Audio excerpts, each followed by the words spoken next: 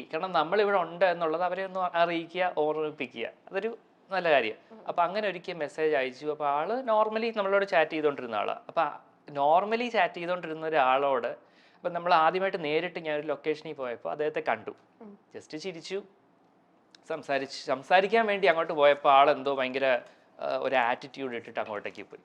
ഞാൻ വിചാരിച്ചു ഇയാൾ എന്ത് മനുഷ്യനെ.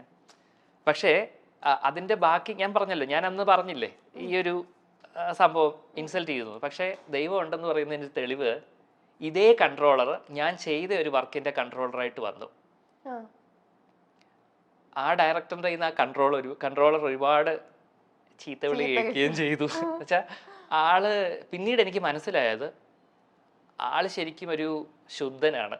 വലിയ ചുമ്മാ ഒരു ആറ്റിറ്റ്യൂഡ് ഇട്ട് നടക്കുന്നതേ ഉള്ളൂ. അപ്പൊ ആ ഒരു തിരിച്ചറിവ് എനിക്ക് കിട്ടി. വലിയ കാര്യമൊന്നും ഇല്ല, ഒരു പാവം പിടിച്ചൊരു മനുഷ്യനാണെന്ന് പിന്നീട് മനസ്സിലായി. അപ്പം ഒരു തെറ്റിദ്ധാരണകളാണ്. ഇപ്പം കുഴപ്പമൊന്നുമില്ല, ഹാപ്പിയാണ്. നമ്മുടെ അടുത്ത ചക്കം. ശരി, വിസിൽ റെഡി അല്ലേ? ഓൾറെഡി. സീരിയൽ രംഗത്തും പൊളിറ്റിക്സ് സജീവമാണ്. സീരിയൽ രംഗത്തും പൊളിറ്റിക്സ് സജീവമാണ്. അങ്ങനെ തോന്നാൻ കാരണം പൊളിറ്റിക്സ് ചിലർക്ക് മാത്രം അവസരങ്ങൾ കൊടുക്കുക. അതായത് ഇന്ന ആള് നമുക്കും പ്രിഫറൻസ് കിട്ടിയിട്ടുണ്ട്. പക്ഷെ അത് ക്യാരക്ടറിനെ ബേസ് ചെയ്തിട്ട് അല്ല ഇന്ന ആളെന്ന് പറഞ്ഞിട്ട് ചിലര്. അതിപ്പം എനിക്ക് പക്ഷെ സീരിയലിന്റെ കാര്യത്തിൽ എനിക്ക് അത്ര ഒരുപാട് എടുത്തു പറയാനായിട്ടില്ല. ചില സിനിമകളുടെ കാര്യത്തിൽ അതുണ്ട്. ഓഡീഷൻസിനൊക്കെ പോകുമ്പോൾ അല്ലെങ്കിൽ മറ്റു ചില കാര്യങ്ങളിൽ ഇന്ന ആളാണ് എന്ന് പറയുമ്പോഴത്തേക്ക് നമുക്ക് ചില റിജക്ഷൻസ് ഫേസ് ചെയ്തത് നമ്മള് ഓക്കെ അതൊക്കെ ഓഡീഷൻ വഴിയാ. എന്നാൽ ചിലർ ഓഡീഷൻ വഴിയൊന്നും അല്ല, ഫേവറിറ്റിസം ഉണ്ട് ഉറപ്പായിട്ടും.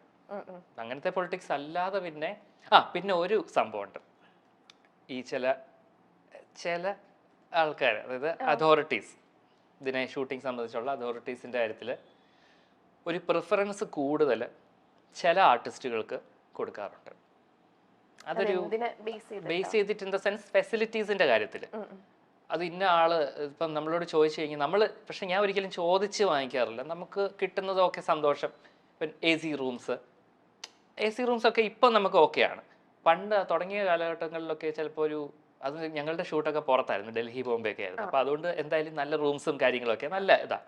പക്ഷെ ഒരു വർക്കിൽ വന്നപ്പോഴത്തേക്ക് ഇന്ന ആളെ മാത്രം ഒരു പ്രത്യേകം, അതായത് ചിലപ്പം വർക്ക് നേരത്തെ കഴിഞ്ഞാൽ അവരെ പ്രത്യേകം ഒരു വണ്ടിക്കകത്ത്. ഞാൻ ഒരിക്കൽ ഒരു പ്രോജക്റ്റിൽ നൈറ്റ് ഷൂട്ട് കഴിഞ്ഞു, എനിക്ക് നേരത്തെ കഴിഞ്ഞതാണ്.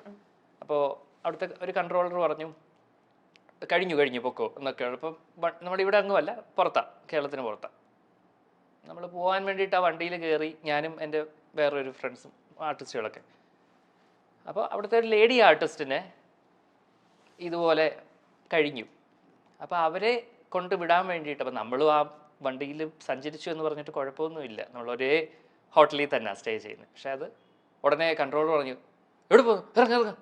അപ്പം ഞാൻ വിചാരിച്ചു എന്തുവാ ഇത് എന്ന് വെച്ചാൽ നമ്മളൊരു വാഹനത്തിൽ കയറിയിരിക്കാനുള്ള കൊതി കൊണ്ടൊന്നുമല്ല, മറിച്ച് നമുക്ക് വർക്ക് കഴിഞ്ഞു എന്നോട് പോകാൻ പറഞ്ഞിട്ടാണ് ഞാൻ പോയത്. പിന്നീട് നമ്മൾ കയറി ഇരുന്നിട്ട് ഇറങ്ങ ഇങ്ങോട്ടെന്ന് പറഞ്ഞു കഴിഞ്ഞാൽ എനിക്ക് ഭയങ്കര ഒരു ഇൻസൾട്ടിങ് ആയിട്ട് അന്ന് തോന്നി. ഇപ്പൊ പിന്നെ ബോധേഡല്ല, ഒന്നും തോന്നലില്ല. ആണോ ഓടാ എന്നൊക്കെയുള്ള ബാക്കി പറയുന്നില്ലേ, അത്രേ ഉള്ളൂ. മനോരമയിലൂടെ പ്രേക്ഷകരുടെ ഇഷ്ട സീരിയലായി മാറിയ സീരിയലാണ് ചാക്കോയും മേരിയും. ഇതിൽ കേന്ദ്ര കഥാപാത്രങ്ങളായത് ചാക്കോയെ അവതരിപ്പിക്കുന്നത് ഏറെക്കുറെ പുതുമുഖമായ സജിൻ ജോൺ ആയിരുന്നു. സീരിയലിലെ പോലെ തന്നെ ചില ട്വിസ്റ്റുകൾ സജിന്റെ ജീവിതത്തിലും ഉണ്ടായിട്ടുണ്ടെന്ന് സജിൻ മുൻപ് തുറന്നു പറഞ്ഞിട്ടുണ്ട്. ചാക്കോയും മേരിയും സീരിയലിലൂടെ വലിയൊരു ഹൈപ്പ് തന്നെ സജിന് ലഭിച്ചിരുന്നു. എന്നാൽ പിന്നീട് താരം അധികം സീരിയലൊന്നും കണ്ടില്ല. എന്താണ് താരത്തിന് സംഭവിച്ചത്? കാരണം പെട്ടെന്ന് നല്ലൊരു പുതുമുഖമായിട്ട് ഒരു ചെറുപ്പക്കാരൻ അവതരിപ്പിച്ചുകൊണ്ടാണ് സജിൻ എത്തിയത്. സജിൻ നല്ലൊരു അധ്യാപകനാണ്, എന്നാൽ സീരിയലിലേക്കുള്ള അഭിനയ മോഹം കൊണ്ട് സീരിയലിലേക്ക് എത്തിയ ഒരാൾ കൂടിയാണ്. എന്നാൽ അവിടെ നിലനിൽക്കാൻ സജിന് കഴിഞ്ഞില്ല. സീരിയലിലും എല്ലാവരും കാണും പോലെ പൊളിറ്റിക്സ് ഉണ്ടെന്നാണ് സജിൻ പറയുന്നത്. പത്തനംതിട്ട ജില്ലയിലെ തുമ്പമണ്ണാണ് സ്വദേശം. അപ്പന് കൺസ്ട്രക്ഷൻ ആണ്, ഇലക്ട്രിക്കൽ കട നടത്തുന്നുണ്ട്. അമ്മ റിട്ടയർഡ് ഹെഡ് മിസ്ട്രസുമാണ്. താൻ എല്ലാവരുടെയും ഏക മകനാണെന്നാണ് സജിൻ പറയുന്നത്. പിന്നെ അച്ഛന്റെ അമ്മയുണ്ട്. ഇതാണ് ഇവരുടെ കുടുംബം. അഭിനയം ചെറുപ്പം മുതലേ ഇഷ്ടമാണ് സജിന്. 2ാം ക്ലാസ് മുതൽ നാടകം, സ്കിറ്റ്, മറ്റു കലാപരിപാടികൾക്കെല്ലാം തന്നെ രംഗത്തുണ്ടായിരുന്നു. പക്ഷേ ഡിഗ്രി കഴിഞ്ഞ ശേഷമാണ് അഭിനയിക്കണം എന്നുള്ളൊരു മോഹം എത്തിയത്. കുടുംബത്തിൽ ആർക്കും അങ്ങനെ കലാപാരമ്പര്യങ്ങളൊന്നുമില്ല. ഏത് വാതിലിൽ മുട്ടണം എന്ന് സജിന് അറിയില്ലായിരുന്നു. അങ്ങനെ പഠിക്കാൻ പോയി. PGയും BEഡും ചെയ്തു. അത് കഴിഞ്ഞ് 2 വർഷം സ്കൂൾ അധ്യാപകനായി ജോലി ചെയ്തു.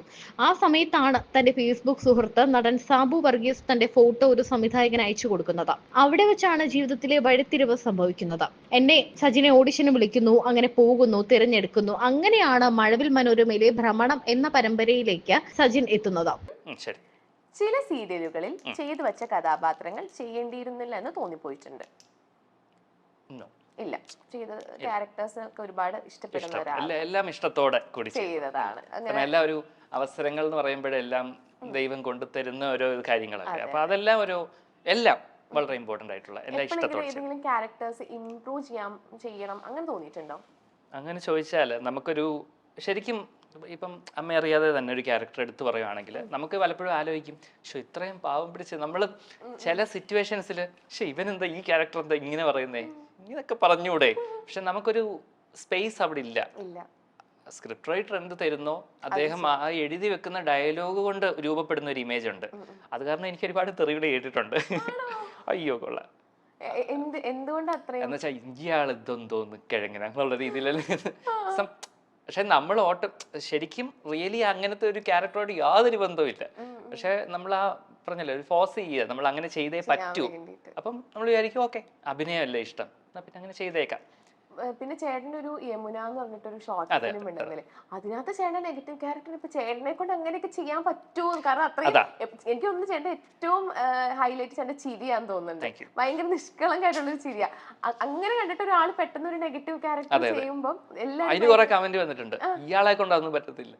അപ്പം നമ്മള് സീരിയസ് റോള് ചെയ്യാൻ എനിക്ക് സത്യം പറഞ്ഞ സൈക്കോ റോളുകൾ ഭയങ്കര ഇഷ്ടമാണ്. അങ്ങനത്തെ പാവമായിട്ടിരുന്നിട്ട് ഇച്ചിരി വില്ലത്തരം കാണിക്കുന്ന, എന്നാൽ നമ്മളുടെ മനസ്സിൽ വില്ലൻ എന്ന് പറഞ്ഞു കഴിഞ്ഞാൽ ഇച്ചിരി മസിലൊക്കെ പെരുപ്പിച്ച് വന്ന് നിന്ന് കുറെ ഡയലോഗ് അടിക്കുക, അതല്ല വില്ലൻ വേഷങ്ങൾ എന്ന് പറയുമ്പോൾ. നമ്മുടെ ജീവിതത്തിലാണെങ്കിലും വില്ലന്മാർ ഒരുപാട് പല രൂപങ്ങളിലല്ലേ.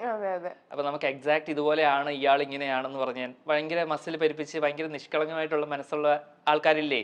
ഉണ്ട്. അപ്പൊ അതുപോലെ അല്ല ഞാൻ പറഞ്ഞ റിയൽ ലൈഫുമായിട്ട് ഉണ്ടാവും. റിയൽ ലൈഫ് ഇൻസിഡന്റ് മെമ്മറീസിലെ തന്നെ വില്ലൻ വേഷങ്ങൾ എന്തുകൊണ്ടാ അങ്ങനെ നമുക്ക് ഒരിക്കലും പ്രതീക്ഷിക്കുന്നില്ല. ആള് ചിരിച്ച് നിന്നിട്ട് പെട്ടെന്ന് ആ ഒരു സൈക്കോ ക്യാരക്ടറിലേക്ക് മാറുന്നത്. അങ്ങനത്തെ ക്യാരക്ടേഴ്സ് ഒക്കെ കിട്ടിയ സന്തോഷം ചെയ്യാൻ പറ്റും എന്നുള്ള വിശ്വാസമുണ്ട്. അതേസമയം അഭിനയവും അധ്യാപനവും കൂടി കൊണ്ടുപോകാൻ സാധിക്കില്ല. ഏത് കൊള്ളണം ഏത് തള്ളണം എന്ന് സജിൻ അറിയില്ലായിരുന്നു.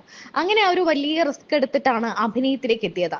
കഷ്ടപ്പെട്ട് പഠിച്ചു നേടിയ അധ്യാപന ജോലി ഉപേക്ഷിച്ചു. അധ്യാപികയായ അമ്മയടക്കം കുടുംബം ഫുൾ സപ്പോർട്ട് നൽകി. അതുതന്നെയായിരുന്നു സജിന്റെ ഇന്ധനം. ഈശ്വരാനുഗ്രഹം കൊണ്ട് ആ ചെറിയ വേഷം വളരെ വലിയ രീതിയിൽ ശ്രദ്ധിക്കപ്പെട്ടു. ആ സമയത്ത് ചാക്കോയും മേരിയും സീരിയലും തുടങ്ങി. അതിലെ കുട്ടി ചാക്കോയ്ക്ക് ചുരുണ്ട മുടിയുണ്ട്, സജിനും ചുരുണ്ട മുടി. അത് കണ്ടപ്പോൾ സജിൻ ആത്മകഥം ചെയ്തിട്ടുണ്ട്, ചാക്കോ വളരുമ്പോൾ ആ കഥാപാത്രം ചെയ്യാൻ ഞാൻ ഫിറ്റ് ആണല്ലോ എന്ന്. പക്ഷേ അത്ഭുതം എന്ന് പറയട്ടെ, ഭ്രമണത്തിലെ തന്നെ ശ്രദ്ധിച്ച സംവിധായകൻ ചാക്കോയിലും മേരിയിലേക്കും തന്നെ വിളിക്കുകയായിരുന്നു എന്നാണ് പറയുന്നത്. അങ്ങനെ മനസ്സിൽ കണ്ടത് കൈവെള്ളയിൽ കിട്ടിയ പോലെയായി. ചെറുപ്പകാലം അമ്മ മലപ്പുറം താനൂരിലായിരുന്നു വർഷങ്ങൾ ജോലി ചെയ്തത്. അങ്ങനെ കുട്ടിക്കാലത്ത് 3-4 വർഷം അവിടെ വാടക വീട്ടിലൊക്കെ സജിൻ താമസിച്ചിട്ടുണ്ട്. പിന്നീട് നാട്ടിലേക്ക് സ്ഥലം മാറ്റം കിട്ടി. പല ഘട്ടങ്ങളായി വികസിച്ച വീടാണ് സജിന്റേത്. പണ്ട് ഓടിട്ട ചെറിയ വീടായിരുന്നു. ഏകദേശം 10 വർഷങ്ങൾക്ക് മുൻപ് പുതുക്കി പണിതു, സൗകര്യങ്ങളൊക്കെ കൂട്ടി. അങ്ങനെ ഇന്ന് കാണുന്ന വലിയ വീടാക്കി. അന്ധനായി അഭിനയിക്കുന്നത് ആദ്യം വലിയ വെല്ലുവിളിയായിരുന്നു സജിന.